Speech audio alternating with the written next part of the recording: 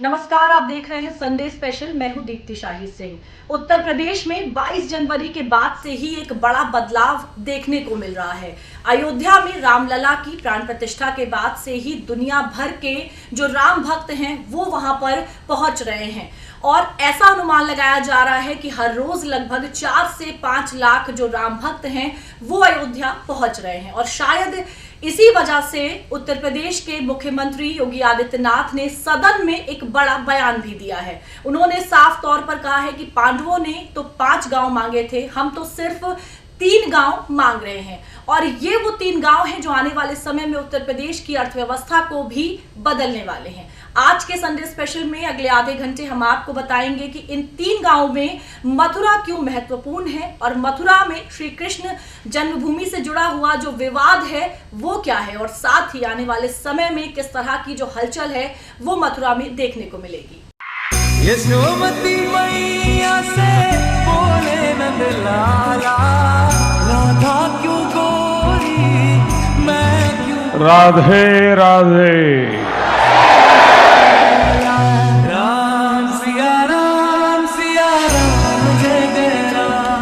अयोध्या और काशी में पूजा जारी, अब मथुरा की आई बारी। जय श्री कृष्ण।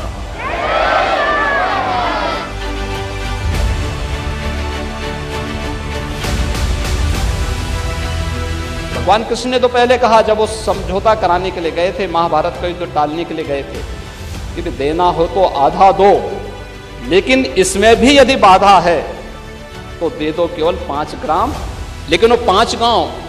लेकिन यहाँ तो इस समाज सैकड़ों वर्षों से यहाँ की आस्था केवल 3 के लिए बात कर रही है, 3 के लिए।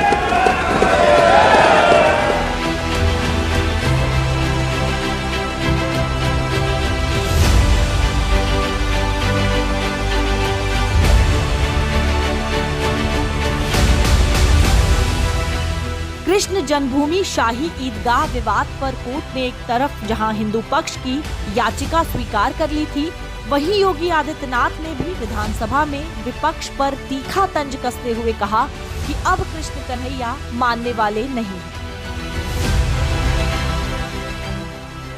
देखिए, अयोध्या का उत्सव लोगों ने देखा तो नंदी बाबा ने भी कहा, भाई हम काहे इंतजार करें।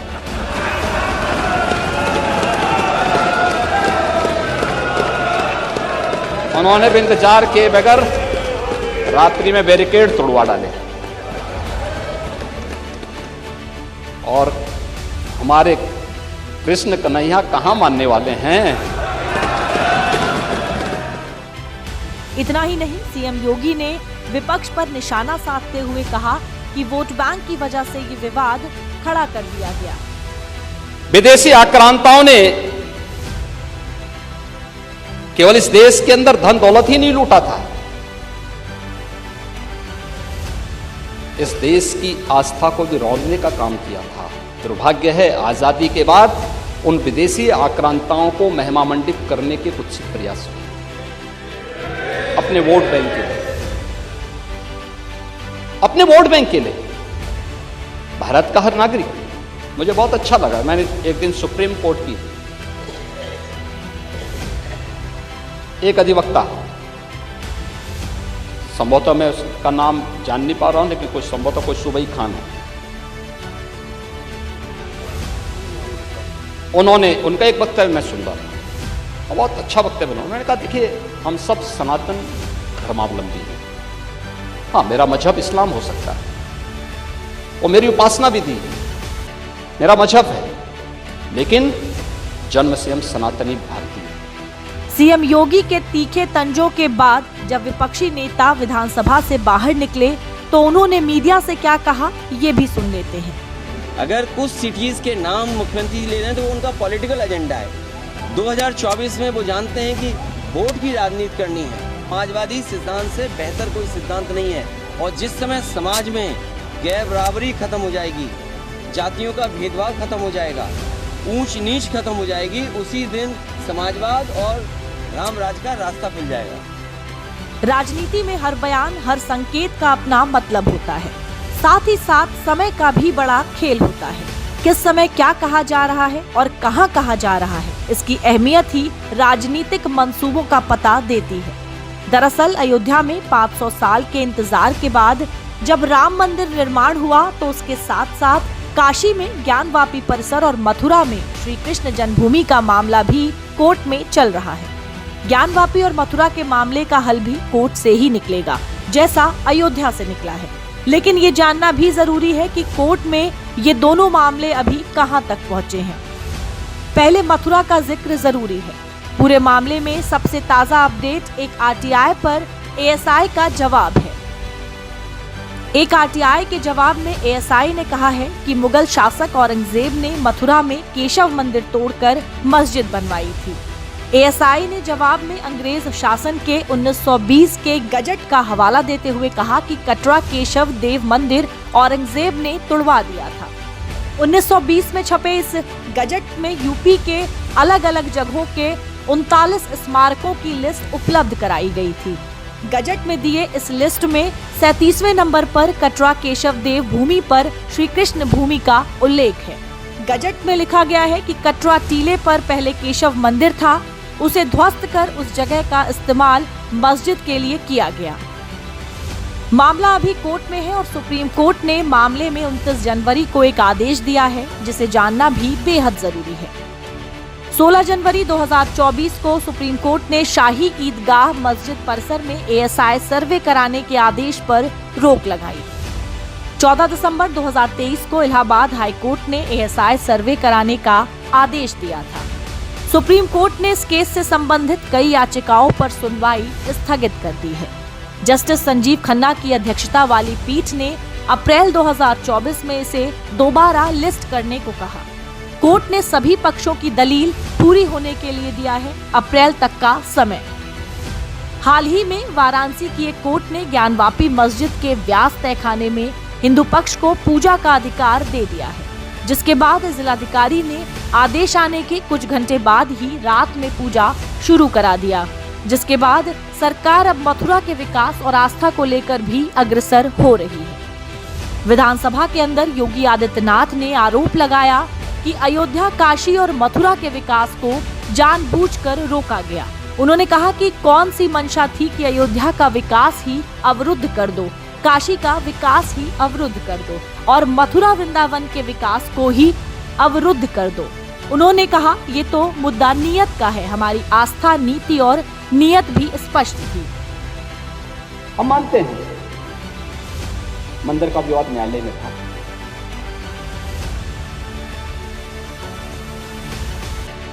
लेकिन वहां की सड़कों को तो चौड़ा किया जा सकता था ना,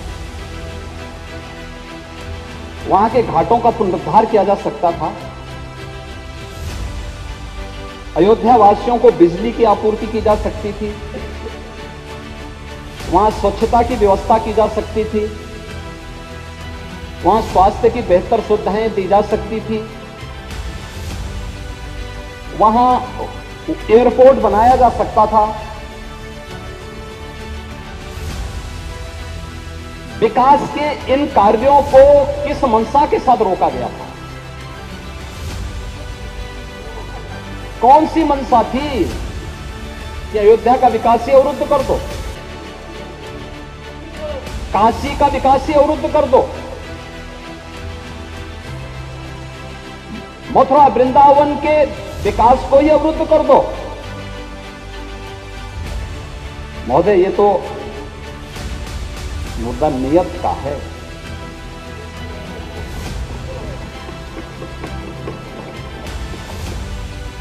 संसद में बने उपासना स्थल कानून के तहत 15 अगस्त 1947 को जो धार्मिक स्थान जिस स्वरूप में था उसी स्वरूप में रहेगा। उपासना स्थल कानून 1991 कहता है कि आजादी के समय मौजूद किसी पूजा स्थल का धार्मिक चरित्र बना रहेगा और उसे बदला नहीं जा सकता। क्या है उपासना स्थल कानून, ये भी जान लेते हैं। भारत में 15 अगस्त 1947 को जो धार्मिक स्थान जिस स्वरूप में था वो उसी स्वरूप में रहेगा। ये कानून ज्ञानवापी मस्जिद और मथुरा की शाही ईदगाह समेत सभी धार्मिक स्थलों पर लागू होता है। कोई वाद, अपील या अन्य कार्रवाई किसी न्यायालय या प्राधिकारी के समक्ष नहीं होगी। सेक्शन 4 के अनुसार किसी उपासना स्थल के धार्मिक स्वरूप के परिवर्तन के बारे में कोई वाद या अपील है तो वो रद्द हो जाएगी। इस कानून का मकसद और कारण यही था कि पूजा स्थलों के परिवर्तन से संबंधित उठने वाले विवादों को रोकने, सांप्रदायिक सद्भाव और शांति बनाए रखने के लिए इसे पास किया गया था। इतिहास की तारीखों में लिखा है कि काशी व मथुरा में औरंगजेब ने मंदिर तोड़कर मस्जिद बनवाई थी। सवाल ये है कि सालों से लोग इसे झुठला क्यों रहे हैं? नहीं, ऐसा था कि औरंगजेब के ज़माने में मथुरा में एक बहुत बड़ा मंदिर बना था। वीर सिंह बुंदेला जो जहांगीर के ज़माने में बड़े राजा थे बुंदेलखंड के, तो मंदिर तोड़कर उन्होंने मस्जिद बनाई औरंगजेब ने। और यही काशी विश्वनाथ के साथ बनारस में हुआ। वो इतना बड़ा मंदिर नहीं था, लेकिन बहरहाल तो इसमें तो दो राय नहीं है, ये तो तारीखों में ही लिखा गया है। अयोध्या, काशी और मथुरा ही नहीं बल्कि देश के कई ऐसे मंदिर हैं जिनको तोड़कर मस्जिद बनाए गए हैं। तो सवाल ये है कि सिर्फ 3 मंदिरों की वापसी पर विवाद क्यों है? क्या है मामला, ये भी जानेंगे, लेकिन पहले आपको उन मंदिरों के बारे में भी बता देते हैं जिन्हें तोड़कर मस्जिद बनाया गया है। वाराणसी में काशी विश्वनाथ मंदिर को तोड़कर ज्ञानवापी मस्जिद बनाई गई और वाराणसी में ही बिंदु माधव मंदिर को तोड़कर आलमगीर मस्जिद बनाई गई। इसके साथ ही अजमेर में सरस्वती मंदिर तोड़कर 2.5 दिन का झोपड़ा, केरल में अराथली मंदिर को तोड़कर चेरामन जुमा मस्जिद, पौधशाला में सरस्वती मंदिर को तोड़कर कमाल मौला मस्जिद, दिल्ली में राय पिथौरा मंदिर को तोड़कर कुवल उल इस्लाम मस्जिद, पश्चिम बंगाल मालदा में आदिनाथ मंदिर को तोड़कर अदीना मस्जिद, आंध्र प्रदेश के पेनुकोंडा में वेंकटेश्वर मंदिर को तोड़कर जामा मस्जिद, श्रीनगर में काली माता मंदिर को तोड़कर खानकाह मौला मस्जिद, गुजरात के सिद्धपुर में रुद्र महालय मंदिर को तोड़कर जामा मस्जिद, बौद्ध में जैन हिंदू मंदिर तोड़कर देवल मस्जिद, अहमदाबाद में भद्रकाली मंदिर को तोड़कर जामा मस्जिद, विजय सूर्य मंदिर विदिशा की जगह बनी बीजा मंडल मस्जिद, जौनपुर में अटाला देवी मंदिर बनी अटाला मस्जिद और मथुरा में कृष्ण जन्मभूमि मंदिर बनी शाही ईदगाह मस्जिद। ये वो मस्जिद है जो मंदिरों को तोड़कर बनाए गए हैं, पर विवाद सिर्फ 3 पर ही था, जिनमें मथुरा कृष्ण जन्मभूमि का मामला अभी चर्चा का विषय बना हुआ है। क्या है मामला, ये भी जान लेते हैं। कहा तो ये भी जाता है कि मथुरा का केशव देव मंदिर इतना भव्य और दिव्य था कि उसकी रोशनी दिल्ली या आगरा से भी दिखाई देती थी और औरंगजेब को ये रोशनी खटकती थी। माना जाता है कि इसी चिढ़ की वजह से औरंगजेब ने 1669 में केशव देव मंदिर को गिराने का आदेश दे दिया। 1670 में केशव देव मंदिर को ढहाकर वहां पर मस्जिद बनाई गई और कहा जाता है कि ईद के दिन मंदिर ढहाकर बनाई गई मस्जिद में नमाज पढ़ी गई, इसलिए ही इसका नाम शाही ईदगाह मस्जिद पड़ा। औरंगजेब के शासनकाल पर एक प्रामाणिक किताब मासीरे आलमगीरी लिखी गई है। साकी मुस्ताद खान द्वारा फारसी में लिखी इस किताब में साल 1707 तक के शासनकाल का पूरा हिसाब है। उस किताब में भी केशव देव मंदिर को गिराने के आदेश का जिक्र है। मासीरे आलमगीरी के पेज नंबर 60 पर साकी मुस्ताद खान ने लिखा था कि जनवरी 1670 में बादशाह औरंगजेब ने आदेश दिया कि मथुरा में जो केशव देव मंदिर है उसे गिरा दिया जाए। जितनी भी मूर्तियां हैं जिनमें कीमती जवाहरात जड़े हों जो मंदिर में रखी थी उन्हें आगरा लाया जाए और बेगम साहिबा मस्जिद की सीढ़ियों के नीचे दफन कर दिया जाए। यानी जिस शख्स ने ये सब कुछ अपनी आंखों से देखा था उसे शब्दों में अपनी किताब में उतार दिया और इसमें उन्होंने मंदिर तोड़े जाने का जिक्र भी किया है। इस किताब में साकी मुस्ताद खान ने यह भी लिखा है कि बाद में मथुरा का नाम तब बदलकर इस्लामाबाद रख दिया गया और इसके बाद हुक्म की तामील करने वालों को इनाम भी दिए गए। इतिहास गवाह है कि मथुरा के केशव देव मंदिर को 3 बार तोड़ा गया और 4 बार बनवाया गया। मौजूद दस्तावेजों के मुताबिक कृष्ण जन्मभूमि पर पहली बार हमला 1017 से 1018 ईस्वी में अफगानिस्तान में गजनी के शासक महमूद गजनवी ने किया था। 16वीं शताब्दी में मंदिर को दूसरी बार दिल्ली के सुल्तान सिकंदर लोधी ने तोड़ा था। लोधी ने ही हिंदुओं की नदी में स्नान और नदी किनारे सिर मुंडाने पर भी प्रतिबंध लगाया था। तीसरी बार मथुरा में केशव देव मंदिर को औरंगजेब ने तोड़ा। जेम्स फर्गुसन ने अपनी किताब history of Indian and eastern architecture में लिखा है कि मंदिर की 4 मंजिला इमारत को ऊपर से 2 हिस्सों में काट दिया गया। काटी गई छत पर औरंगजेब ने मेहराब बनवाया और 1670 में खुद नमाज पढ़ने गया था। यही कारण है कि ये मस्जिद अब ईदगाह मस्जिद कहलाती है। अब आपके मन में ये भी सवाल उठ रहा होगा कि आखिर इस पूरे विवाद की जड़ में क्या है। हिंदू पक्ष का जो दावा है उसकी सच्चाई क्या है, मुस्लिम पक्ष का इस पूरे मामले पर क्या कहना है, और सबसे बड़ा सवाल कि बरसों पुराने इस विवाद का हल अभी तक क्यों नहीं निकला। औरंगजेब ने 1670 में केशवनाथ मंदिर तोड़वाया और मस्जिद बनवाई। मंदिर तोड़कर मस्जिद बनाने के सबूत नहीं है। मस्जिद के नीचे श्री कृष्ण का जन्म स्थान है। तथ्यों को तोड़ मरोड़ कर पेश किया जा रहा है। हिंदुओं के पवित्र पूजा स्थल पर अवैध कब्जा हुआ है। विवाद में प्लेस ऑफ वर्शिप एक्ट का पालन होना चाहिए। एएसआई सर्वे को लेकर सबके मन में यही सवाल उठ रहे हैं कि क्या ये सर्वे वाराणसी में ज्ञानवापी परिसर की तरह होगा। ईदगाह परिसर में हिंदू मंदिरों के निशान मिलने के बाद क्या होगा, और सबसे बड़ी बात, पूरे मामले में हिंदू पक्ष ने परिसर को लेकर क्या दावा किया है। हिंदू पक्ष के मुताबिक शाही ईदगाह मस्जिद के नीचे भगवान का गर्भगृह है। मस्जिद में मंदिर होने के प्रतीक मौजूद हैं। इन्हीं प्रतीक में से एक स्वास्तिक का चिन्ह है। मस्जिद में कमल के आकार के स्तंभ बने हैं और शेषनाग की छवि भी मौजूद है।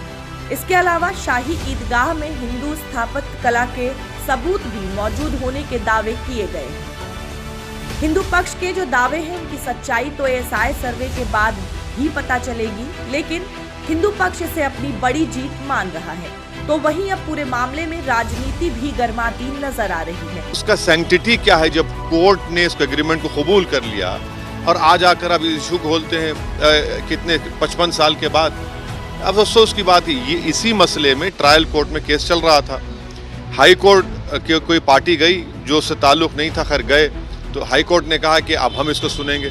मेरा तो नुकसान हो गया। स्टेटस 1947 को था, वही तमाम प्लेसेस का होना चाहिए, और उसके बावजूद भी ये मसाइल बार बार क्यों आ रहे हैं, ये एक बड़ा लीगल फ्रेटर्निटी के लिए एक बड़ा बहस का मुद्दा है। भगवान श्री कृष्ण का वो दिव्य स्थल जो सैकड़ों वर्षों से पता नहीं किस प्रतीक के अधीन पड़ा हुआ है, और बार बार हम सनातनियों को याद दिलाता है कि हम अपने ही देश में विकसित जैसे जी रहे हैं, जहाँ हम अपने राष्ट्र के और ब्रह्मांड के नायक श्री कृष्ण के मंदिर को भी ठीक से नहीं बना पा रहे हैं। तो आज न्यायिक प्रक्रिया के तहत उस याचिका को स्वीकार करना उन करोड़ों सनातनियों के हृदय में, मनुष्यों के हृदय में बहुत आह्लाद, आनंद और उमंग दिया होगा। अगर मथुरा विवाद को समझना है तो फिर 2 चीजों को जानना बेहद जरूरी है। 1968 में हिंदू पक्ष और मुस्लिम पक्ष के बीच हुआ समझौता, और दूसरा कुल कितनी जमीन को लेकर विवाद है। पहले बात 1968 में हुए समझौते को लेकर। 12 अक्टूबर 1968 को श्री कृष्ण जन्म स्थान सेवा संघ और ट्रस्ट शाही मस्जिद ईदगाह के बीच करार हुआ, जिसमें मंदिर को 10.9 एकड़ और मस्जिद को 2.47 एकड़ जमीन मिली। अदालत में दायर याचिकाओं में कहा गया कि श्री कृष्ण जन्मस्थान सेवा संस्थान इस करार के लिए अधिकृत ही नहीं है, लिहाजा करार अवैध है। दूसरा, हिंदू पक्ष की मांग है कि 1968 का ये करार और इस पर 1973 में आए अदालती फैसले को रद्द किया जाए। 1973 में इस करार के आधार पर सिविल कोर्ट ने दोनों पक्षों को जमीन आवंटित की थी। इस पूरे मामले में मुस्लिम पक्ष की मांग है कि प्लेस ऑफ वर्शिप एक्ट 1991 का पालन होना चाहिए, जबकि हिंदू पक्ष की दलील है कि ये मामला प्लेस ऑफ वर्शिप एक्ट का बनता ही नहीं। प्लेस ऑफ वर्शिप एक्ट पर हिंदू पक्ष ने क्या दावा किया है, इसे भी देख लेते हैं। हिंदू पक्ष का दावा है कि अधिनियम की धारा 4(3)B के कारण ये मामला प्लेस ऑफ वर्शिप एक्ट के तहत नहीं आता है। इस धारा के मुताबिक कोई वाद, अपील या अन्य कार्यवाही जिसका इस अधिनियम के बनने से पहले न्यायालय, अधिकरण या अन्य प्राधिकारी में निपटारा कर दिया जाता है, उसे इस कानून से छूट प्राप्त होगी। इस मामले में 1968 में दोनों समूहों के बीच समझौता हो गया था, जिसका आदेश 1973 और 1974 में दिया गया था। इसको लेकर 2016 में फिर से याचिका दायर की गई, जिसमें 1968 के समझौते को अवैध करार देने और 1973 के फैसले को रद्द करने की मांग की गई है। पूरे मामले में कुल 4 पक्षकार बनाए गए हैं, जिनमें शाही ईदगाह मस्जिद, यूपी सुन्नी सेंट्रल वक्फ बोर्ड, श्री कृष्ण जन्मभूमि सेवा संघ और श्री कृष्ण जन्मभूमि संघ को पक्षकार बनाया गया है। काशी और मथुरा को अगर देखें तो इतिहास से लेकर मौजूदा स्थिति तक एक जैसे ही मामले हैं। दोनों को लेकर हिंदू पक्ष के दावे एक जैसे हैं। दोनों ही मामलों में मंदिर गिराकर मस्जिद बनाने का आदेश औरंगजेब ने दिया और दोनों का समान रूप से निर्माण भी कराया गया है। वाराणसी में काशी विश्वनाथ मंदिर और ज्ञानवापी के बीच में एक दीवार खड़ी है। ठीक उसी तरह मथुरा में श्री कृष्ण जन्मभूमि और शाही ईदगाह मस्जिद के बीच भी एक दीवार है। ज्ञानवापी को लेकर भी हिंदू पक्ष का दावा है कि परिसर में हिंदू देवी देवताओं से जुड़े चित्र और चिन्ह मौजूद हैं। मथुरा में भी शाही ईदगाह मस्जिद को लेकर यही दावा किया गया है। वाराणसी में दावा है कि औरंगजेब ने मंदिर गिराकर ज्ञानवापी बनवाया। मथुरा में भी दावा है कि 1670 में केशव मंदिर औरंगजेब ने गिरवाया और शाही ईदगाह मस्जिद बनवाई। ज्ञानवापी में ASI सर्वे में शिवलिंग जैसी आकृति मिली है। मथुरा में ASI सर्वे होना है। विधानसभा में योगी आदित्यनाथ ने अयोध्या और काशी का जिक्र करते हुए मथुरा के विवाद को भी सुलझाने की तरफ इशारा दे दिया है। अब इंतजार है तो ASI सर्वे रिपोर्ट और कोर्ट के फैसले का।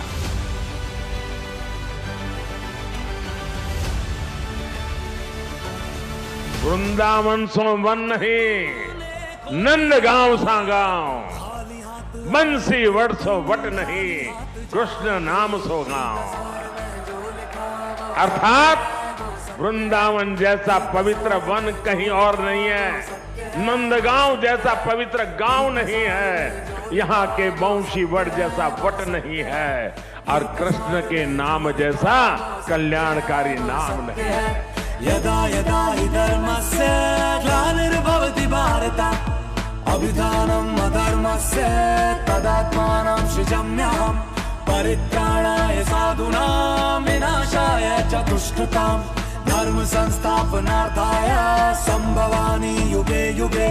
ओम क्लीं कृष्णाय नमः, कृष्णाय नमः, कृष्णाय नमः। देश आजाद हुआ कृष्णाय नमः। तो जो महत्व इस पवित्र तीज को मिलना चाहिए था, दुर्भाग्य से वो नहीं हुआ। जो लोग भारत को उसके अतीत से काटना चाहते थे, जो लोग भारत की संस्कृति से, उसकी आध्यात्मिक पहचान से विरक्त थे, वो आजादी के बाद भी गुलामी की मानसिकता नहीं त्याग पाए। उन्होंने ब्रजभूमि को भी विकास से वंचित रखा। भाई और बहनों, आज आजादी के अमृत काल में पहली बार देश गुलामी की उस मानसिकता से बाहर आया है। हमने लाल किले से पंच प्राणों का संकल्प लिया है। हम अपनी विरासत पर गर्व की भावना के साथ आगे बढ़ रहे हैं।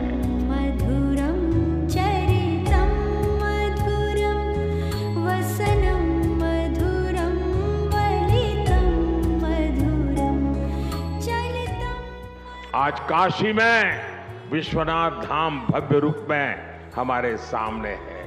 आज उज्जैन के महाकाल महालोक में दिव्यता के साथ साथ भव्यता के दर्शन हो रहे हैं। आज केदार घाटी में केदारनाथ जी के दर्शन करके लाखों लोग धन्य हो रहे हैं।